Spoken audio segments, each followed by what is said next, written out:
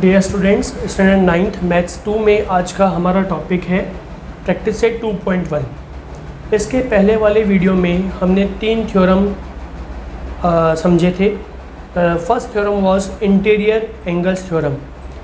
याद है आपको? What is interior angle theorem? If two lines parallel lines are intersected by a transversal, then interior angles formed on either side of the transversal are supplementary। Interior angle supplementary होते हैं जब दो parallel lines को transversal intersect करती है। ये पहला theorem था। फिर उसके बाद में हमने देखा corresponding angle theorem, that the corresponding angles formed by a transversal of two parallel lines are of equal measures are congruent. Corresponding angles congruent होती हैं जब लाइंस पैरेलल होती हैं। इंटीरियर एंगल्स क्या होती हैं? इंटीरियर एंगल्स सप्लीमेंट्री होती हैं। इंटीरियर एंगल्स सप्लीमेंट्री होती हैं, करस्पॉन्डिंग एंगल्स कॉन्ग्रुएंट होती हैं। देन हमने सीखा alternate angles theorem. Alternate angles formed by a transversal of two parallel lines are also of equal measures, they are congruent. अब alternate angles कितने टाइप की होती हैं? तो 2 टाइप की होती हैं। कौन सी? एक इंटीरियर अल्टरनेट एंगल्स जैसे angle R H G, angle H G H, और एक्सटीरियर अल्टरनेट एंगल्स जैसे angle D H P and angle M G K. तो ये करने के बाद में आज हमारा जो है, आज हम प्रैक्टिस सेट 2.1 स्टार्ट करते हैं। तो उसमें क्वेश्चन नंबर 1 देखिए। Now in this question number 1 this diagram is given where line R P is parallel to line M S and line D K is the transversal. Angle, measure of angle DHP is 85 degree and we have to find these 4 angles: angle RHD, angle PHG, angle HGS and angle MGK. Now let's start solution. First of all we will find angle RHD. Number 1, angle RHD. तो angle RHD, this angle and angle DHP, इनमें कौन सा relation है? कौन सा relation है? These are angles in a linear pair, right? And angles in a linear pair are always supplementary. उनका सम 180 degree होता है। तो हम लिखेंगे angle R H D plus angle D H P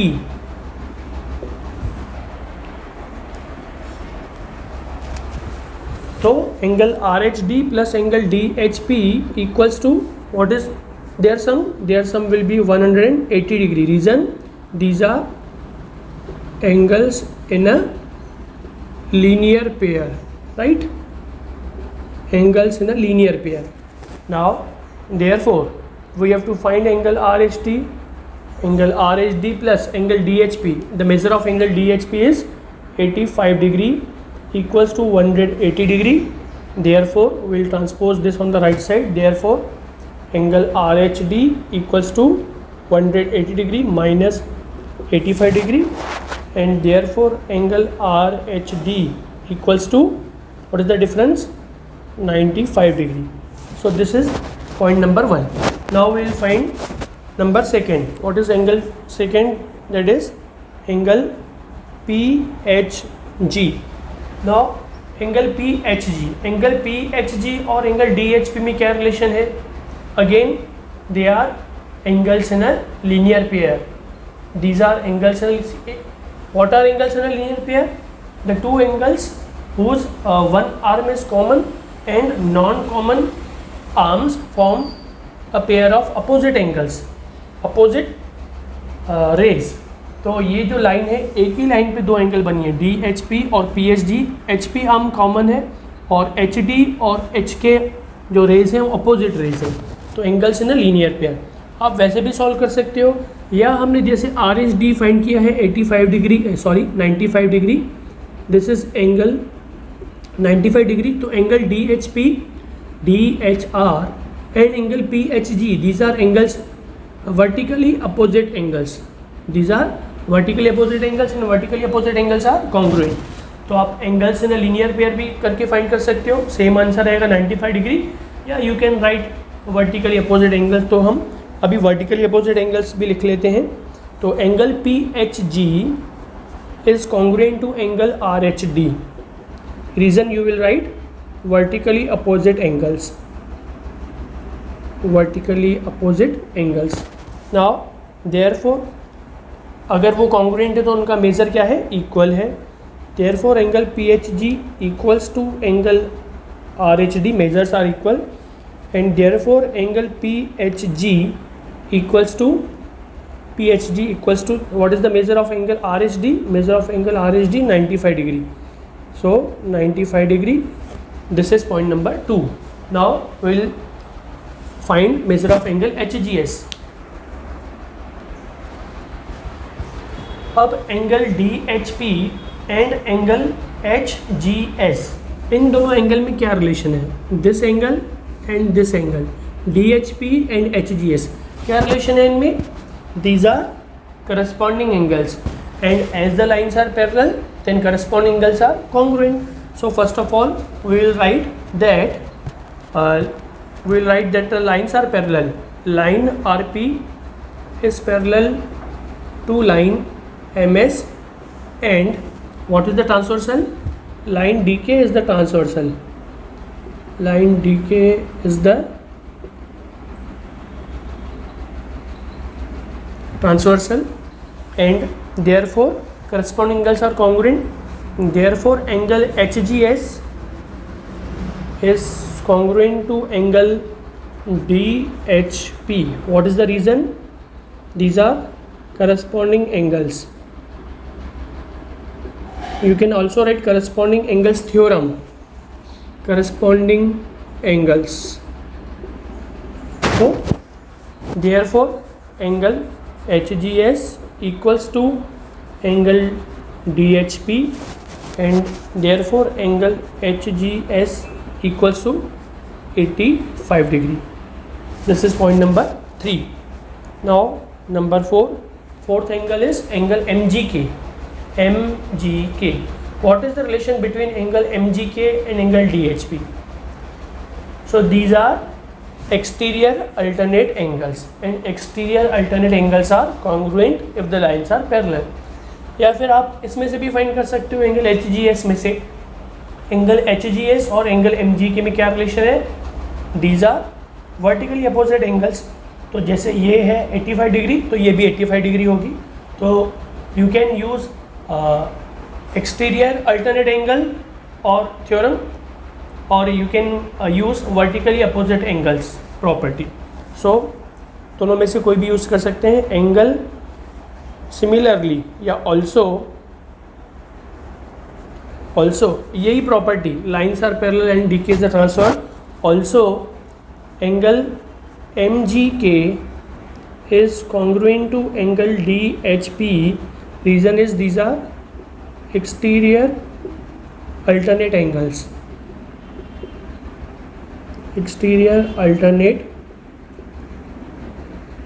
angles, and therefore angle MGK equals to angle DHP, and therefore angle MGK equals to 85 degree. In this way we have found all the 4 angles. अब last में आप क्या करोगे, इन चारों angles की फिर से value लिखोगे. आंसर यू विल राइट, आप लिखोगे answer,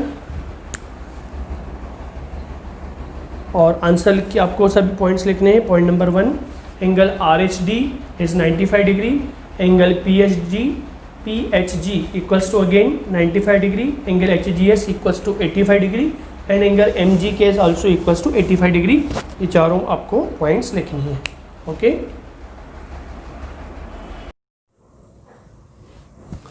now let's move to question number 2. This figure is given. In this figure line P is parallel to line Q. Line P is parallel to line Q, and line L and M are the transversals. Line L is the transversal, line M is the transversal. याद रखिए कि line P and line Q is that these two lines are parallel. Line L and M are not parallel lines.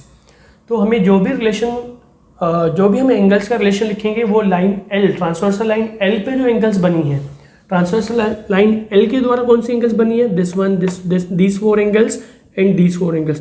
तो इनमें ही आपस में relation दिखाना है. And line M से जो एंगल्स बनी है, this 4 angles and this 4 angles, इनमें ही आपस में हम रिलेशन जो है वो बता सकते हैं। बाकी लाइन इस लाइन यहाँ पे सपोज दीज फोर एंगल्स और ये 4 एंगल्स, इनमें हम रिलेशन नहीं दिखा पाएंगे। We can not show the relation दो these are interior angles, corresponding angles etcetera. But अगर आप बोलो कि angle A and angle C interior angles हैं इसलिए वो सप्लीमेंट्री है, तो ये नहीं, ये राइट नहीं होगा। क्यों? Because line L and line M these are not parallel lines. तो ये बात आपको यहाँ पे मेन जो है वो ख्याल में रखनी है। पहले जो हमने फर्स्ट क्वेश्चन देखा उसमें 2 parallel lines were there and there was a single transversal line, तो इसलिए वो जो 8 एंगल्स थी उसमें कोई ना कोई रिलेशन था आपस में। यहाँ पे ये पेयर इस ट्रांसवर्सल की जो एंगल्स हैं उनको अलग कंसीडर करना पड़ेगा, और लाइन एम ट्रांसवर्सल जो है उसके द्वारा जो एंगल्स बनी हुई हैं दीज 8 एंगल्स हमको अलग कंसीडर करना पड़ेगा। ये मेन पॉइंट है। अब स्टार्ट करते हैं, आइए एक एक एंगल लेते हैं। Angle A, now how can we find angle A? These 2 angles are given. This is angle 110 degree and this is 115 degree. तो एंगल A and 110 इसमें क्या रिलेशन है? These are angles in a linear pair. Angles in a linear pair are supplementary.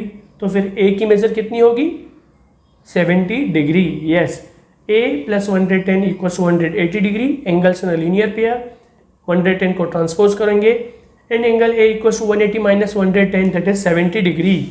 So we will get angle A equals to 70 degree. This is point number 1. Now let's see angle C. तो मैंने जैसे पहले बताया A और C में relation हम दो these are interior angles but these are not supplementary because these line L and line M are not parallel lines. तो फिर एंगल C को जो है वो हमें इन एंगल्स को कंसिडर करना है। दीज 8 एंगल्स का अलग ग्रुप है और ये 8 एंगल्स का अलग ग्रुप है। तो angle C and angle 115, angle C is equal to 115 degree. Reason, what is the relation between these 2 angles? These are corresponding angles. Yes, angle C equals to 115 degree.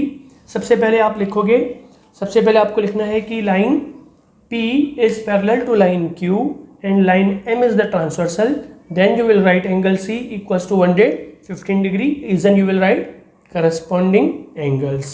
Next, angle D find करना भी easy है. Angle D and 115. These are again angles in a linear pair. तो angles in a linear pair are supplementary. अब वो भी find कर सकते हो. तो angle C is 115 degree. Third point, angle D. What will be its measure? बताओ क्या होगी इसकी major?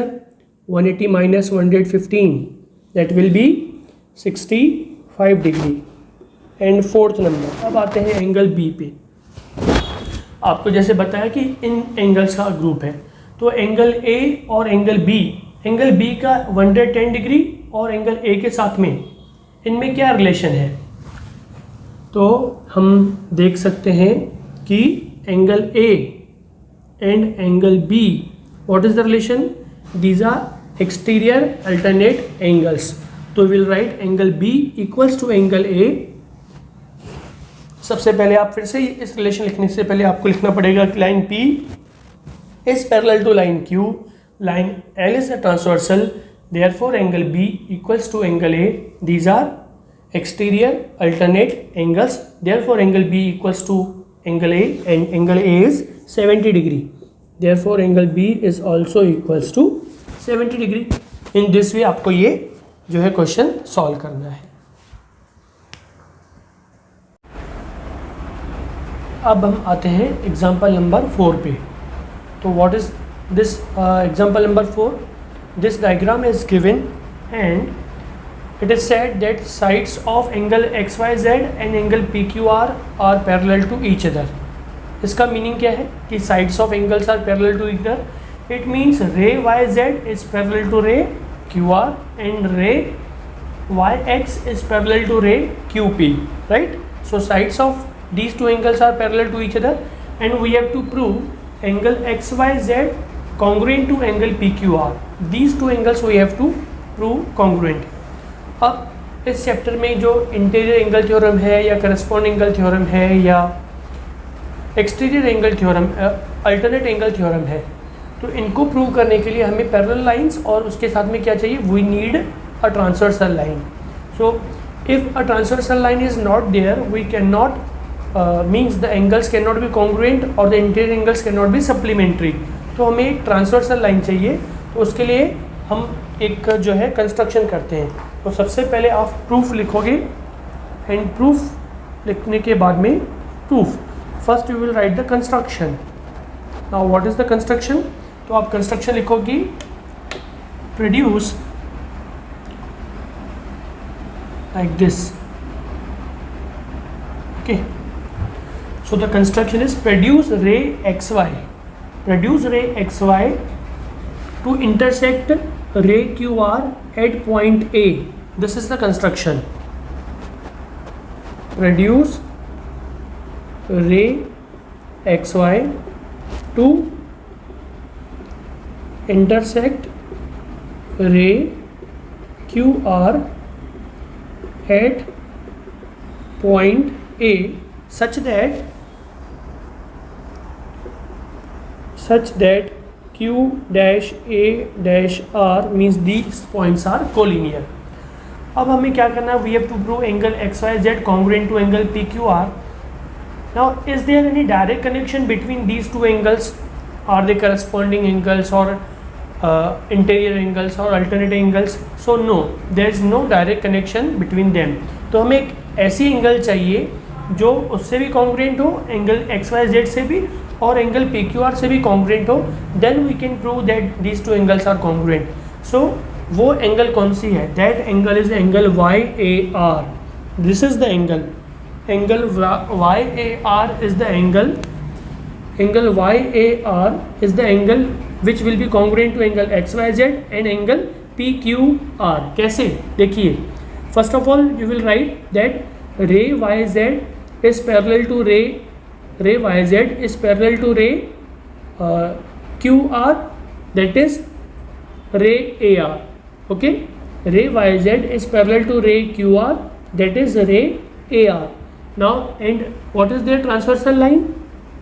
Line XA. Line XA is the transversal line. इतना लिखने के बाद में ये लिखना कंपलसरी है कि which two lines are parallel and what is their transversal. Now angle XYZ is congruent to angle YAR. Reason?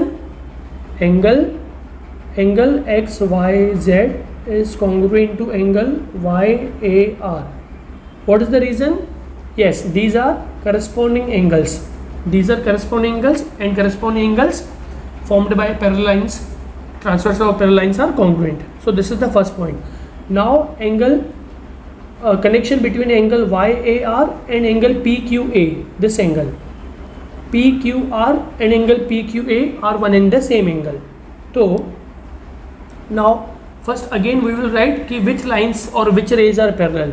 So ray QP is parallel to ray YA, that is ray AX.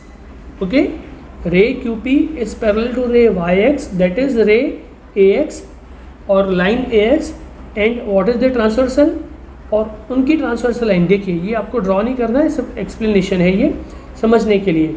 And this is the transversal, this ray QR, line QR is the transversal line, line QR is the transversal line, and therefore angle YAR, next point will be therefore angle YAR is congruent to angle PQA. Angle PQA. Reason again, these are corresponding angles. ये भी क्या है? Corresponding angles हैं. Okay, so reason you will write corresponding angle, and this is point number 2. Now YAR is common angle in between in these 2 points. So angle XYZ is congruent to angle YR, angle YAR is congruent to angle PQA, means same angle दोनों angle से congruent है, therefore these two angles are also congruent to each other, therefore you will write from 1